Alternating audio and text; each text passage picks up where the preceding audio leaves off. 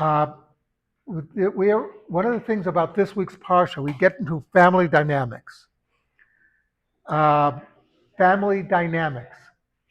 Okay, what does that mean? You have the brothers who are totally different. Esau, he's a man of the fields. He goes out, he earns a living. His father likes him because he brings home the meat, literally brings home the bacon, so to speak. Although I don't think it was bacon, but that's a separate issue. What? Huh? Turkey bacon. No, wasn't turkey bacon. It was some other animal because there were no turkeys there. Uh, It was deer. It was like venison, deer. Deer bacon. Okay, but all joking aside, and Yaakov or Jacob was a man of the tents. He was a student. He was learning all the time. He learned in Yeshiva Shem Ever. Uh, so the question is that when Yitzhak or Isaac goes to bless them, he tells Esau, "Go get me some meat, and I'm going to bless you."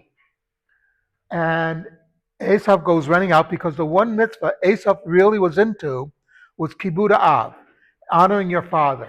He would do anything his father asked him to do, except certain things. Uh, Rachel realizes, not Rachel, excuse me, Rivka or Rebecca realizes this is not going to be good.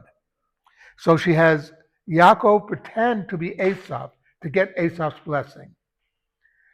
The mistake that Yitzhak or Isaac was making was he was thinking, you know, Jacob is a great guy. He's a student, he studies, he keeps mitzvot, but he can't earn a living.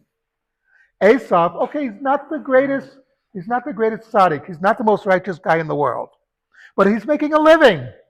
So Esau will help Yaakov be a tzaddik by his going out and earning a living. And that was Yitzhak's mistake. And Rivka saw that right away, that Yaakov was able to earn a living.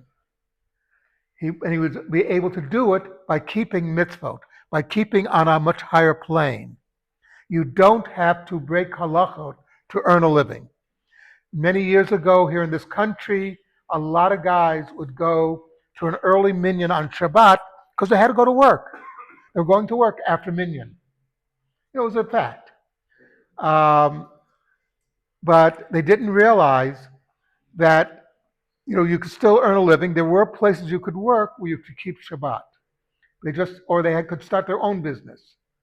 This is what the story is telling us. Yaakov disturbed the bracha, the blessing, because he was able to prove you can keep the mitzvot and earn a living, support your family, etc.